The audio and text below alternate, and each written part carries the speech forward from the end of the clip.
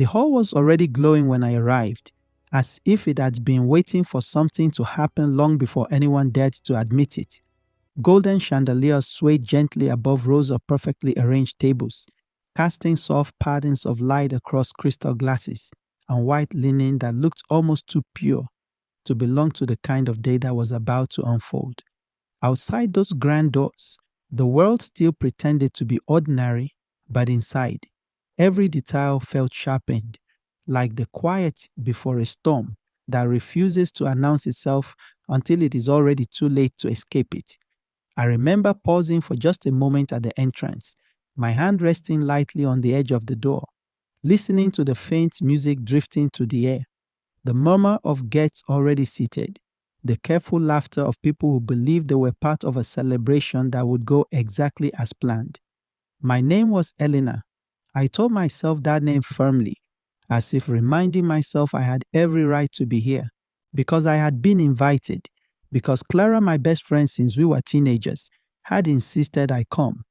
Arrive a little later, she had said with that soft, knowing smile she sometimes wore when she thought she was protecting a secret. Trust me, everything will make sense when you see it. I had trusted her. That was the truth I carried into that hall without realizing I was already walking into something I would never be able to unsee. I stepped inside. The temperature shifted immediately. Warm air pressing against my skin, scented with lilies and expensive perfume. Heads turned briefly, then returned to their conversations, as though my arrival was nothing more than a ripple quickly forgotten. I moved slowly between tables, scanning name cards, searching for my assigned place, expecting to see my name near Clara's, expecting her to wave at me from somewhere close to the front, where the bride and groom sat. But the deeper I walked into the room, the more something began to feel wrong, in a way I could not yet name. It was not absence, it was displacement, as if something had already been moved before I arrived. And then I saw her, Clara, sitting at a table near the front, closer than I had ever expected to be seated, unless I was family or something equally significant. She looked radiant, controlled, perfect in a way that felt rehearsed. Her dress shimmered softly as she leaned toward the people beside her, laughing lightly at something I could not hear. For a moment, relief washed over me. There she is, I thought. I began to raise my hand to wave, but then I saw the name card in front of her, and beside it, slightly shifted, almost hidden beneath her glass, another card. My name, Eleanor. I stopped walking. The sound of the room faded slightly, as if the air itself had tightened. I looked again, convinced I was mistaken, but it was there, my assigned place, not beside her, not near her, but displaced, moved further back toward a table near the edge of the hall where conversation felt thinner, where attention rarely reached. And Clara was sitting where my name should have been. I felt confusion first, not anger, not betrayal, just a slow sinking confusion that made my steps hesitate. She saw me then. Her eyes lifted, met mine, and for a brief second I thought I saw something flicker across her face. Not guilt, not surprise, something closer to calculation. Then she smiled. That same practiced smile. The kind that tells you everything is fine even when nothing is. "You're here," she said when I reached her, her voice smooth, almost cheerful. She did not stand. She did not move aside. Instead, she gestured casually toward the back of the hall. "You can sit over there. It was changed at last minute. Don't worry about it. Don't worry about it." The words landed strangely, lightly spoken, but heavy in meaning. I looked at the empty chair behind her again, the one with my name still partially visible. "Clara," I said slowly, "that's my seat." A few nearby guests glanced over, then quickly looked away again, pretending not to hear.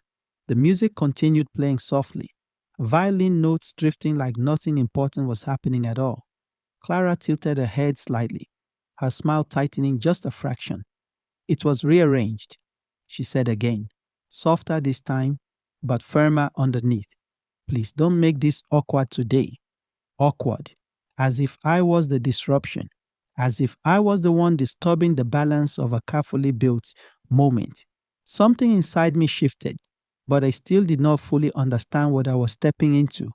I took a breath and looked past her toward the front where the bride stood, glowing in white, and the groom waited beside her, his posture steady, his expression calm, in a way that suggested he was observing everything without fully participating in it. And then, as if sensing something, his gaze moved. It landed on me. It did not pass over me. It stopped. Held. A pause stretched between us that felt too deliberate to be coincidence. His expression changed slightly. No recognition exactly. Something deeper, like memory brushing against the surface of awareness. Then I heard his voice. "What is your name?" he asked. The room quieted subtly, though no one admitted it. I answered without thinking. "Elena?" The moment I said it, something in his expression broke open just slightly, not visibly to everyone, but enough that I noticed, enough that Clara noticed too. I saw it in the way her fingers tightened around her glass, in the way her smile faltered for half a heartbeat before returning even brighter than before. "Elena," he repeated slowly, as if testing the sound of it. Then he looked at Clara, and the air between them changed. It was subtle, invisible to most, but undeniable. Something unspoken passed between them, something that carried weight, history, and unfinished decisions. The groom stepped forward slightly. The music did not stop, but it suddenly felt distant. "Why was her seat moved?" he asked. Clara's laugh came quickly, too quickly. "It was just logistics," she said.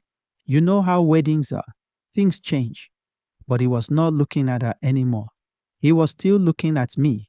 And now I understood I was not simply a misplaced guest. I was a variable in a story I had not been told I was part of. The groom's voice lowered. "Elena should not be sitting at the back," he said. "She was supposed to be here." A ripple moved through the room. Chairs shifted slightly. Guests leaned in, sensing tension, but not yet understanding its shape. Clara stood abruptly. A chair scraped against the floor, sharp enough to silence the nearest conversations. "That is not true," she said quickly. "She is just a guest. She is nothing special to this arrangement." The words hit harder than she intended, or perhaps exactly as intended. I felt them settle into the space between us like something cold. But the groom's expression hardened now, not in anger, in certainty. "She is not nothing," he said quietly, and something about the way he said it made the entire room feel like it had tilted slightly off balance. Clara's composure began to crack. "You are making a scene," she said, her voice rising just enough to show panic underneath. "On your own wedding day." But he still did not look at her. He stepped forward again, and then he did something no one expected. He left the altar, slowly, calmly, walking not toward his bride, not toward the guests, but toward me. Every step he took made the silence heavier. Every step felt like a truth approaching too quickly to avoid. Clara whispered his name, but he did not stop. When he reached me, he stopped just close enough that I could see the conflict in his eyes, like someone standing at the edge of a decision they had delayed for too long. "You are not supposed to be moved," he said quietly. "That seat was always yours." The room erupted in whispers. Confusion sharpened into shock. Clara's face drained slightly of color. "What are you talking about?" she said, but her voice no longer carried confidence. The groom finally turned toward her. "You know exactly what I'm talking about," he said, and in that moment I understood that this was not about seating, not about guests or etiquette or wedding arrangements. It was about something far older, something that had been shaped before today and hidden beneath layers of appearances that were now beginning to fracture. Clara shook her head quickly. "No," she said. "No, this is not happening." But it already was. And then the groom said something that changed everything. Elena was part of this from the beginning. The words landed like a door opening in a sealed room. I felt my breath catch, not because of joy, not because of relief, but because I realized I had been part of a story I had never been allowed to read.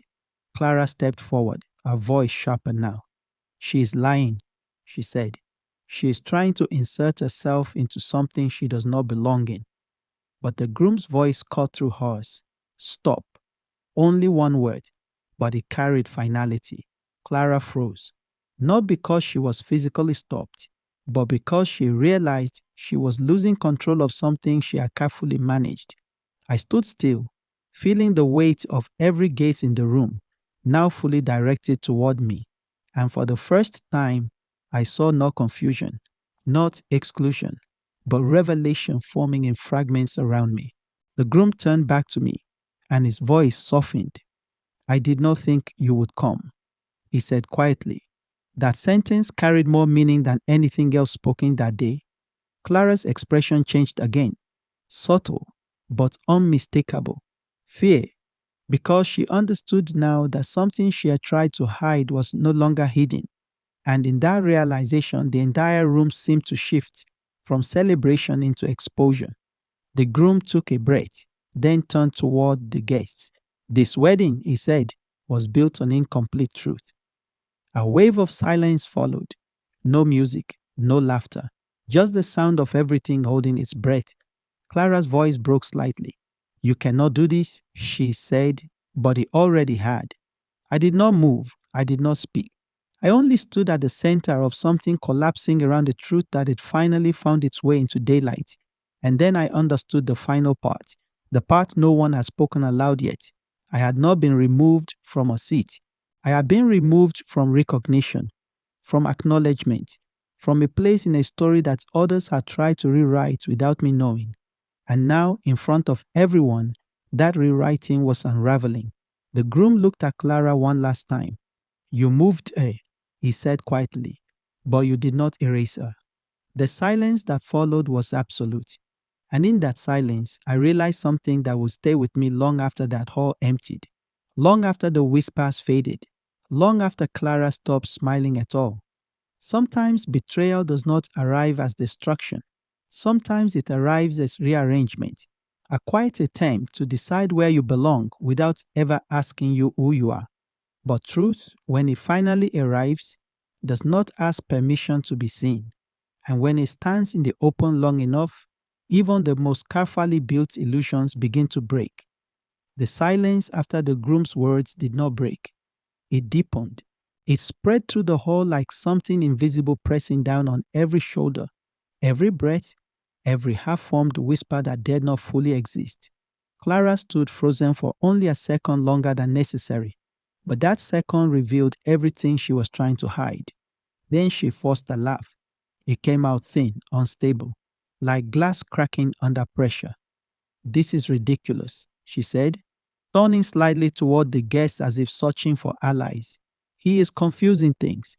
This is my wedding, not some story." But no one answered her, not immediately, because the groom was still looking at me, and the way he looked at me did not belong in a room built for celebration.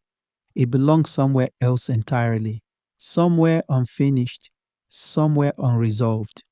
"Eleanor," he said again, quieter now, as if the name itself carried weight only he could fully understand. Clara stepped forward sharply. "Stop saying her name like that." Her voice rose, sharper now, breaking the careful image she had built all day. "She is not part of this level of discussion." That word, discussion, landed wrong, like she was trying to reduce something living into something manageable. The groom finally turned toward her fully, and when he spoke, the calm in his voice was more frightening than anger. "You changed the seating list." Clara hesitated. "Just a fraction, but enough. Enough for the room to notice, enough for me to notice. I adjusted what needed to be adjusted," she said quickly. "People were confused about placements." "No," he interrupted. "You removed her from where she was supposed to be." The air tightened again. A guest near the center shifted uncomfortably. Someone's glass lowered halfway and stayed there. Clara's expression hardened, but it was no longer confident. It was defensive. "You are acting like this is some conspiracy," she said, forcing control back into her tone. "It's a wedding, not a courtroom." The groom's eyes did not leave hers. "Then explain why she was on the original list beside me." That question changed everything. Not loudly, not dramatically, but precisely. Clara did not answer immediately, and in that silence, something fragile inside her control began to slip.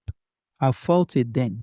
The shift from confusion to clarity, from being excluded to realizing I had been deliberately repositioned, not forgotten, not mistaken, moved, and that difference mattered. Clara finally spoke, but her voice was lower now, careful. "Some things were decided before you knew the full situation," she said, a warning disguised as explanation. The groom stepped closer to her.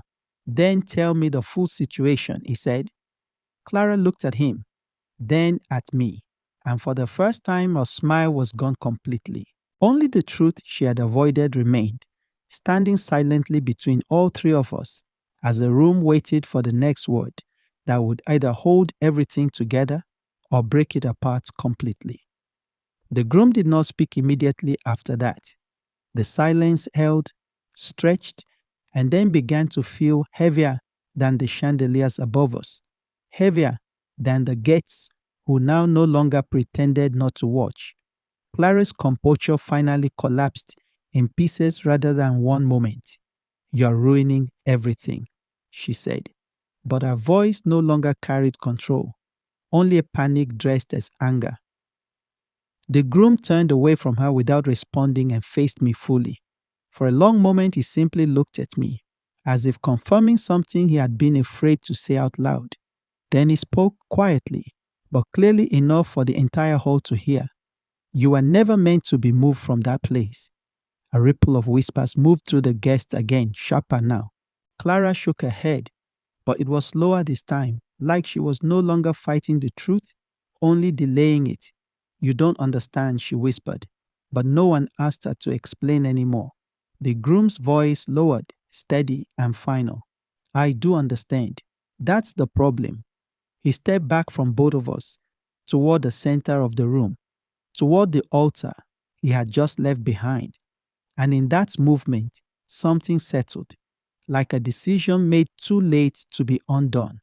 "This wedding cannot continue as it was built," he said. Clara's breast caught.